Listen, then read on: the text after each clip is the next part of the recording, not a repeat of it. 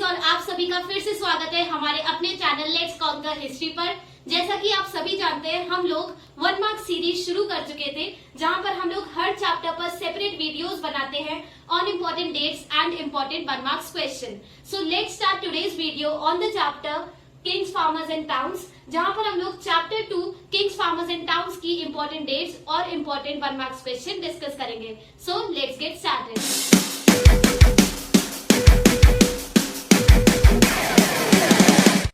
Chapter 2 के explanation की playlist की लिंक आप सभी को डिस्क्रिप्शन में मिल जाएगी।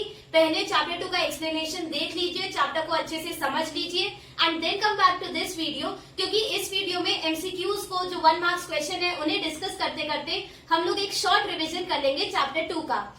जिससे कि आप अपना रिवीजन, अपनी प्रिपरेशन को असेस कर सके, ये समझ सके कि आपका कितना चैप्टर 2 प्रिपेयर हो चुका है। इसीलिए पहले आप चैप्टर 2 को अच्छे से समझ लीजिए। The link is provided in the description, please check it out and then come back to this video. Now friends, आज की वीडियो का हमारा फर्स्ट सेक्शन है इम्पोर्टेंट डेट्स। अब हम लोग चैप्टर 2 की जो भी इम्पोर्टेंट डेट्स है वो डिस्कस करते हैं।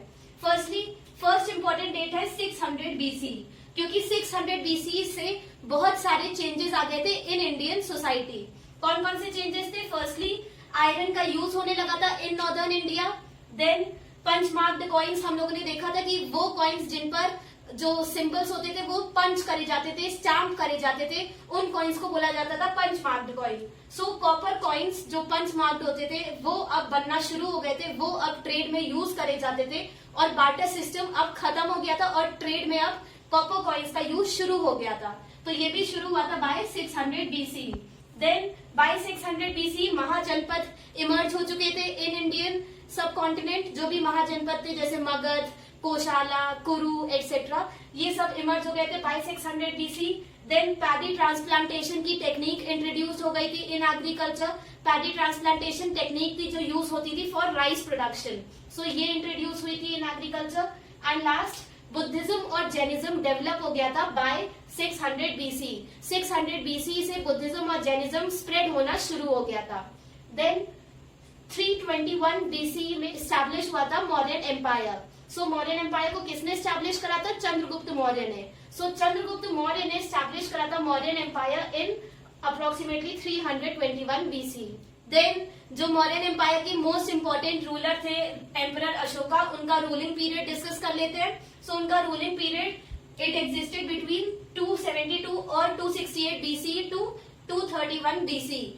उनका जो स्टार्टिंग का पीरियड था वो अभी हिस्टोरियन श्योर नहीं है, इसीलिए उनको 2 इयर्स में कंफ्यूजन है। तो इधर इट वाज 272 और इट वाज 268, तो आप दोनों को देख लीजिएगा। वैसे चांसेस बहुत कम होती है, बहुत कम पूछा जाता है रूलिंग पीरियड या फिर किस पीरियड में एग्जिस्ट करते थे एम्पायर्स, बट क्योंकि एनसीईआरटी में दिया गया है और ये कुछ इंपॉर्टेंट किंगडम्स थे, ये कुछ इंपॉर्टेंट रूलर्स थे, इसीलिए इनको भी आप थोड़ा सा रख लीजिए, एक जगह पर नोट डाउन कर लीजिए और एग्जाम से पहले बस एक बार रिवाइज कर लीजिएगा, जिससे कि आपके दिमाग में रहे for reference. Ashoka's ruling period it existed between approximately 272 और 268 BC to 231 BC। Then chiefdoms, जो चीफडम्स इमर्ज हुए थे इन सदर्न इंडिया, जो तमिलकम रीजन था, जो साउथ इंडिया को बोला जाता था तमिलकम इन दिस पीरियड। तमिलकम जो साउथ इंडिया था वहां पर चीफडम्स इमर्ज हो गए थे बाय 100 BC। और ये कौन कौन से चीफडम्स थे? तो इसके एग्जांपल्स है चेरास, पांड्यास, चोलास एक्सेट्रा, और ये सब इमर्ज हुए थे बाय 100 BC। देन जो कुशाना एम्पायर था उसका रूल एग्जिस्ट करता था for 200 years। They ruled over north western India और they rule between 100 BC to 100 AD। तो 200 years के लिए उन्होंने रूल करा था कुशानास ने, और they rule between 100 BC to 100 AD।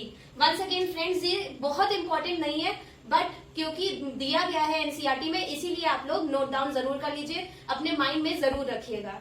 Next, Indo Greek rulers जो थे उन्होंने इश्यू करे थे फर्स्ट कॉइन्स जिसमें नाम और इमेज दी गई थी, कार्व करी गई थी ऑन द कॉइन। जो फर्स्ट कॉइन थे जिनमें नाम और इमेज कार्व करी गई थी ऑफ द किंग, वो इश्यू करे थे इंडो ग्रीक रूलर्स ने और उनको इश्यू करा गया था इस 2nd century BC।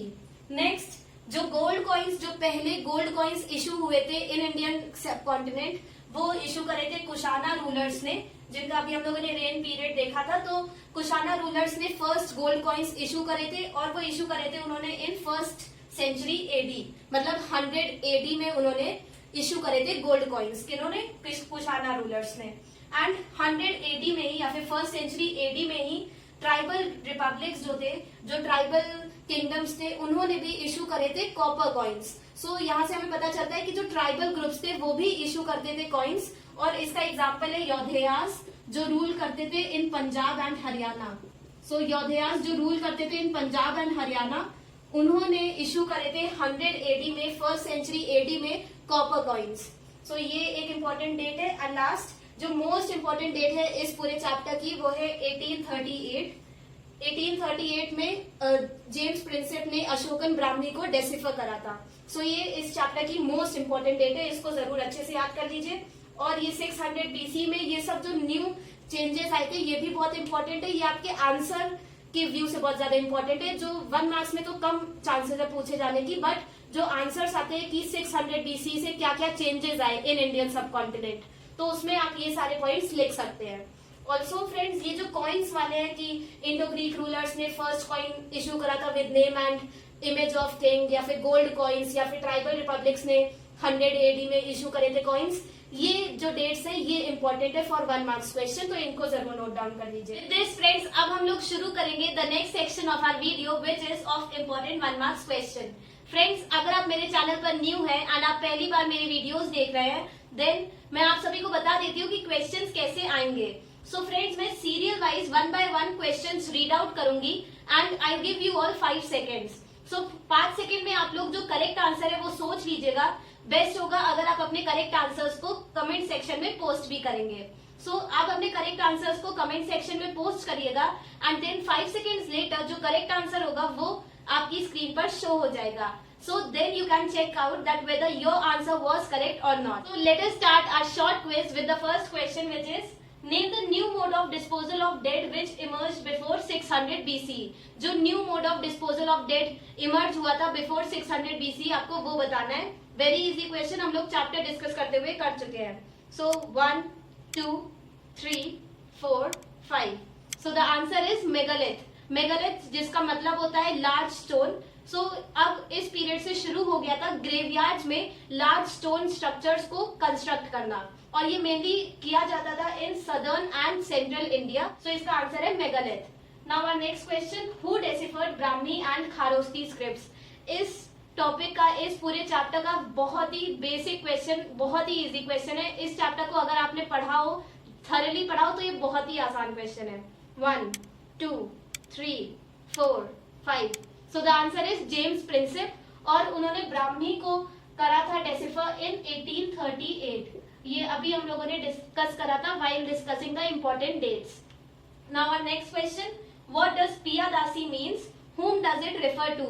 बहुत ही इजी क्वेश्चन है। 1, 2, 3, 4, 5। So the answer is Piyadasi term का मतलब है प्लेजेंट टू बिहोल्ड, और इसको यूज करा गया था in Ashokan inscriptions to refer to emperor Ashoka.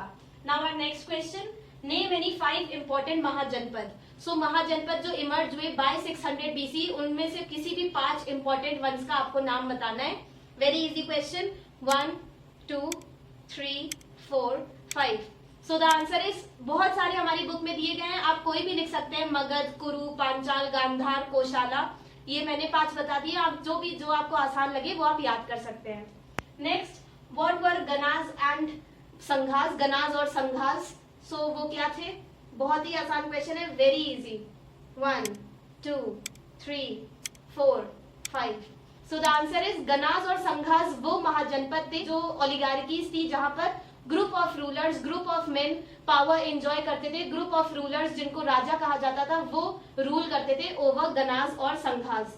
सो गनाज और संघास वो महाजनपद ही थे, बट वहां पर कोई सिंगल रूलर नहीं था, वहां पे ग्रुप ऑफ रूलर्स रूल करते थे और उनको बोला जाता था राजा। Next, what do you mean by the term janapada. Very easy, pink box में दिया हुआ है चैप्टर में। 1, 2, 3, 4, 5। सो द आंसर इज जनपद, जिसमें जन का मतलब होता है पीपल और पद का मतलब है सेट इट्स फुट। पद मतलब फुट। सो पीपल जिस जगह पर, जिस प्लेस पर अपना फुट सेट कर देते हैं, मतलब जहां पर वो सेटल हो जाते हैं। सो जनपद वो प्लेसेस है जहां पर लोग सेटल हो गए। नाउ इसकी जो सही करेक्ट डेफिनेशन है वो आपको आपकी स्क्रीन पर शो हो गई होगी, उसे नोट डाउन कर लीजिए। Next, give example of a mahajanapada where the raja control resources such as land collectively. उस महाजनपद का एग्जाम्पल देना है आपको जहां पर गना और संघा का जो फंक्शनिंग था वो फॉलो होता था, जहां पर राजा का ग्रुप सारी रिसोर्सेज को, जो भी किंगडम की रिसोर्सेज थी जैसे लैंड, उसको ओन करता था। कौन सा महाजनपद था? जहां पर ग्रुप ऑफ रूलर्स रूल करते थे और वो रिसोर्सेज को ओन करते थे, मैनेज करते थे। वेरी इजी दिया हुआ है, बस थोड़ा सा अगर आपने डिटेल थॉरली पढ़ा हो चैप्टर तो आपको आ जाएगा। 1 2 3 4 5। So the answer is Vajji. Vajji mahajanapada, वहां के जो राजा थे, जो ग्रुप ऑफ राजा थे, वहां के ग्रुप ऑफ रूलर्स थे, वो रिसोर्सेज को जैसे लैंड उन सभी को ओन करते थे और मैनेज करते थे। Now our next question, why was tax required by the state? जो स्टेट थे, जो किंगडम थे, जो रूलर्स थे, वो क्यों टैक्सेस कलेक्ट करते थे? वेरी इजी क्वेश्चन हम लोग देख चुके हैं। 1 2 3 4 5। So the answer is Kings को, स्टेट्स को टैक्सेस चाहिए थे क्योंकि अब जो किंगडम्स थे, जो महाजनपद थे, वहां पर आर्मीज मेंटेन होती थी, रेगुलर आर्मीज वो लोग मेंटेन रखते थे, और जो उनकी कैपिटल्स थी उनको फोर्टिफाइड करते थे, उनके चारों तरफ वॉल्स क्रिएट करी जाती थी। देन अब वो लोग मिनिस्ट्रीज भी फॉर्म करते थे, ब्यूरोक्रेसीज मेंटेन करते थे। तो इन सभी लोगों को पैसा देने के लिए आर्मी को जो सैलरी देनी पड़ती थी, देन जो मिनिस्टर्स वो अपॉइंट करते थे उनको सैलरी देनी पड़ती थी, फिर जो कैपिटल है उसके लिए पैसा चाहिए था to construct the walls around the capital. तो इन सभी चीजों के लिए फंड्स चाहिए थे, इसीलिए अब जो किंग्स थे उन्होंने शुरू कर दिया था टैक्सेस कलेक्ट करना from the subjects. Next, what are inscriptions? So inscriptions क्या थे? वेरी इजी क्वेश्चन, बहुत ही इजी क्वेश्चन है।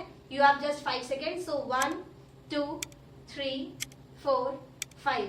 सो द आंसर इज इंस्क्रिप्शंस वो कार्विंग्स होती हैं जो एक हार्ड सरफेसेस पर करी जाती है, जैसे कि रॉक या फिर मेटल्स। तो वो राइटिंग जो कि हार्ड सरफेसेस पर लिखी गई थी उसको इंस्क्रिप्शन कहा जाता है। और हम लोग पढ़ चुके हैं कि Ashoka, emperor Ashoka first ruler थे जिन्होंने इंस्क्रिप्शन को इशू करना शुरू करा था। Next, who founded the Mauryan empire and when? ये अभी हम लोगों ने इंपॉर्टेंट डेट्स में डिस्कस करा था। Very easy one. 1 2 3 4 5। So the answer is Mauryan empire को फाउंड करा था, स्टैब्लिश करा था चंद्रगुप्त मौर्य ने। और कब करा था? तो 321 BCE में। Next, name any 2 sources used to reconstruct history of Mauryas. So Mauryas की हिस्ट्री को रिकंस्ट्रक्ट करने के लिए आर्कियोलॉजिस्ट और हिस्टोरियंस कौन सी सोर्सेज यूज करते हैं? 1 2 3 4 5। सो हम लोगों ने तो चैप्टर में 4-5 सोर्सेज डिस्कस करी थी, बट आप लोग कोई भी 2 सोर्सेज के बस आपको यहाँ पे नाम बताने थे। सो आप स्कल्पचर्स लिख सकते हैं, इंस्क्रिप्शंस लिख सकते हैं, या फिर जो लिटरेरी वर्क्स थे जैसे चाणक्य ने जो अर्थशास्त्र लिखा था वो बता सकते हैं, या फिर जो रिलीजियस लिटरेचर था बुद्धिज्म और जैनिज्म की बुक्स, या फिर आप मेगास्थनीज का अकाउंट भी बता सकते हैं जो उन्होंने इंडिका लिखी थी। सो इन सब में से आप कोई भी 2 का नाम लिख सकते हैं। So friends, our next question, who was Megasthenes? Megasthenes कौन थे? Very easy question, you have just 5 second. So 1 2 3 4 5। So the answer is Megasthenes Greek ambassador थे to the court of Chandragupta Maurya, और उन्होंने अकाउंट लिखा था on administration, military and economy of Mauryan empire. Next, name the 5 major political centers in the Mauryan Empire. So you have just 5 seconds. 1 2 3 4 5. So the answer is Takshila, Toshali, Patliputra, Suvarnagiri and Ujjaini. Now our next question, who wrote अर्थशास्त्र? ये तो बहुत ही easy question है, अगर chapter नहीं भी पढ़ा होगा तब भी आपको पता होगा। अर्थशास्त्र किसने लिखा था? You have just 5 seconds. So take 1 2 3 4 5. So the answer is अर्थशास्त्र लिखा था चाणक्य, या फिर उन्हें कौटिल्य भी बोला जाता है और विष्णुगुप्त भी बोला जाता है। सो चाणक्य जो कि एक इम्पोर्टेंट मिनिस्टर थे ऑफ चंद्रगुप्त मौर्य, और उनको चंद्रगुप्त मौर्य का मेंटोर भी बोला जाता है, तो उन्होंने लिखी थी Arthashastra. Next, explain extent of Mauryan empire under Ashoka. Under Ashoka कौन कौन से रीजन्स तक फैला हुआ था मौर्यन एम्पायर, ये आपको बताना है। हम लोग चैप्टर डिस्कस करते हुए हम लोगों ने डायग्राम भी देखा था इसका। So you have just 5 seconds. 1 2 3 4 5. So the answer is the Ashokan Empire extended from northwestern frontier in Pakistan to Andhra Pradesh, Uttarakhand and Odisha. So इतने लार्ज रीजन पर कंट्रोल कर रखा था अशोका ने during his period. Next, Why was Suvarnagiri an important provincial center? जो 5 main provincial centres थे of Mauryan empire, Takshashila, Toshali, Pataliputra, Ujjaini और सुवर्णगिरी, तो उनमें से एक सुवर्णगिरी क्यों था? ये रीजन हम लोगों ने डिस्कस करा है while discussing the chapter.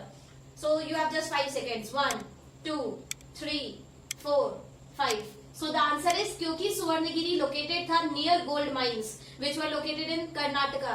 सो क्योंकि सुवर्णगिरी गोल्ड माइंस के पास लोकेटेड था, इसलिए वहां से आसान हो गया था टैपिंग ऑफ गोल्ड माइंस, इसीलिए सुवर्णगिरी एक इम्पोर्टेंट सेंटर था of Mauryan empire. Next, define the term Suvarnagiri. जो सुवर्णगिरी नाम है उसकी लिटरल मीनिंग क्या थी? You have just 5 seconds. Very easy question. 1, 2, 3, 4, 5. So the answer is सुवर्ण मतलब गोल्ड and गिरी माने mountain. So the word means golden mountain, the golden mountain. Next, what were the functions of second subcommittee managing transport and provisions? जो second सब committee थी, मेगास्थनीज ने अपनी book में बताया था कि अशोकन एम्पायर में टोटल 6 सब कमिटीज बनाई गई थी in order to control military activity. तो उसकी जो सेकेंड सब कमिटी थी उसका क्या काम था, उसके क्या फंक्शंस थे? So you have just 5 seconds. 1, 2, 3, 4, 5. So the answer is जो सेकेंड सब कमेटी थी वो तो मेनली ट्रांसपोर्ट और प्रोविजंस को देखती थी। तो प्रोविजन में कौन कौन से फंक्शंस आते हैं? दे इंक्लूड कि वो बुलक कार्ट्स अरेंज करती थी to carry equipments of military, then वो जो सोल्जर्स थे उनके लिए खाना अरेंज करती थी, फूड ग्रेन्स अरेंज करती थी, एंड ऑल्सो वो जो सर्वेंट्स और आर्टिजन्स जो सोल्जर्स को चाहिए होते थे उन लोगों के लिए वो सर्वेंट्स और आर्टिजन्स को रिक्रूट करती थी, उन्हें एम्प्लॉयमेंट देती थी। सो ये सारे फंक्शंस थे सेकेंड सब कमेटी के। Next, give examples of chiefdom. So जो चीफडम इमर्ज हुए in this period in Tamilakam region, जो साउथ इंडिया वाला रीजन था, वहां पर जो चीफडम्स इमर्ज हुए उसके एग्जांपल्स आपको देने हैं। वेरी इजी क्वेश्चन, अभी अभी हम लोगों ने इंपॉर्टेंट डेट्स पे देखा था। You have just 5 seconds. 1, 2, 3, 4, 5. So the answer is Cheras, Pandyas, Cholas, आप कोई भी लिख सकते हैं। Next, who is a chief? Chief कौन होता था इन अ चीफडम? सो वेरी इजी क्वेश्चन, ये भी इसकी डेफिनेशन हम लोगों ने देखी थी। 1, 2, 3, 4, 5. So the answer is chief वो लोग थे जो रूल करते थे ओवर अ चीफडम, और चीफ एक पावरफुल फिगर था क्योंकि वो चीफडम में जो मोस्ट इंपोर्टेंट पार्ट थी उसको एंजॉय करता था और उसको सपोर्ट मिलता था फ्रॉम हिज स्किन फोक, जो उसके रिलेटिव्स थे उनसे उसे मिलता था सपोर्ट। और जो चीफ था उसके फंक्शंस भी आप इसमें डिस्क्राइब कर सकते हैं कि वॉर होते थे उसमें वो लीडरशिप प्रोवाइड करता था, देन जब कोई भी इनजस्टिस होता था इन हिज चीफडम तो उसमें वो जस्टिस प्रोवाइड करता था, डिस्प्यूट्स को सॉल्व करता था और उसको गिफ्ट्स देते थे उसकी जनता। तो ये सारे फंक्शंस होंगे चीफ के। Next, who were samantas? जो सामंत सिस्टम डेवलप हुआ था इन गुप्ता एम्पायर, तो उसमें सामंत कौन था ये भी हम लोग डिस्कस कर चुके हैं। 1, 2, 3, 4, 5. सो द आंसर इज सामंत वो पावरफुल मैन थे जिनको किंग्स अपॉइंट करते थे और उन लोगों को लैंड दे देते थे और उन लोगों को राइट मिल जाता था to collect revenue from the subjects. तो वो लोग रेवेन्यू कलेक्ट करते थे और जो सामंत थे वो मिलिट्री भी मेंटेन करते थे और जब भी किंग्स को जरूरत पड़ती थी तो वो उन्हें मिलिट्री सपोर्ट भी प्रोवाइड करते थे। नेक्स्ट हमारा क्वेश्चन है व्हाट वर प्रशस्तीज? सो प्रशस्तीज क्या थी ये भी हम लोग डिस्कस कर चुके हैं चैप्टर में। 1, 2, 3, 4, 5. So the answer is prashastis वो इंस्क्रिप्शन ही होती थी but they were compositions written by poets और इनको लिखा जाता था in the praise of kings and patrons, मतलब किंग्स और पेट्रन्स की तारीफ में इनको लिखते थे पोएट्स और इसका एक मेन एग्जाम्पल है प्रयाग प्रशस्ति। और next question, describe Allahabad kila inscription, who wrote it? वही आ गया, Allahabad kila inscription is the another name for Prayag Prashasti. So आपको प्रयाग प्रशस्ति जिसको इलाहाबाद किला इंस्क्रिप्शन भी बोला जाता है उसे डिस्क्राइब करना है और ये बताना है कि उसे किसने लिखा था। सो your time starts now. 1, 2, 3, 4, 5. So the answer is Prayag प्रशस्ति को लिखा था हरिसेन ने। हरिसेन जो कि एक संस्कृत पोएट थे और उन्होंने लिखा था इस प्रशस्ति को इन द प्रेज ऑफ समुद्रगुप्त जो कि गुप्ता एम्पायर के एक बहुत ही इंपॉर्टेंट रूलर थे। सो समुद्रगुप्त की प्रेज में लिखी गई थी प्रयाग प्रशस्ति और इसको इलाहाबाद किला इंस्क्रिप्शन भी बोला जाता है। तो ये भी आ सकता है कि व्हाट वाज प्रयाग प्रशस्ति या फिर what was the another name of Prayag प्रशस्ति। या फिर what was Allahabad kila inscription also called. तो ये सभी अलग अलग क्वेश्चन है, आंसर सेम ही रहेगा, तो आप लोग थोड़ा क्वेश्चन पर हमेशा ध्यान से पढ़ा करिए क्वेश्चन को। And then name the account written by Megasthenes. Megasthenes जो कि ग्रीक अम्बेसडर थे to the court of Chandragupta Maurya, तो उन्होंने कौन सा अकाउंट, कौन सी बुक उन्होंने लिखी थी on Indian Mauryan empire. So very easy question, हम लोगों ने देखा था चैप्टर को डिस्कस करते हुए, एनसीईआरटी में नहीं दिया गया है बट हम लोगों ने एक्सप्लेनेशन में देखा था। सो 1 2 3 4 5। So the answer is indica. जो मेगास्थनीज ने बुक लिखी थी ऑन मौर्यन एम्पायर, जिसमें उन्होंने एडमिनिस्ट्रेशन बताया है, मिलिट्री बताई है और जो इकोनॉमी थी मौर्यन एम्पायर की, उस सबको डिस्क्राइब करा है। सो उस बुक का नाम है इंडिका। और ये पूछा जाता है क्योंकि ये बहुत ही कॉमन चीज है, हम लोग अर्लियर क्लासेस में पढ़ चुके हैं। सो इसलिए आप लोग ये नोट डाउन जरूर कर लीजिए। और ये भी ध्यान रखिएगा कि इलाहाबाद किला इंस्क्रिप्शन को ही प्रयाग प्रशस्ति बोला जाता है।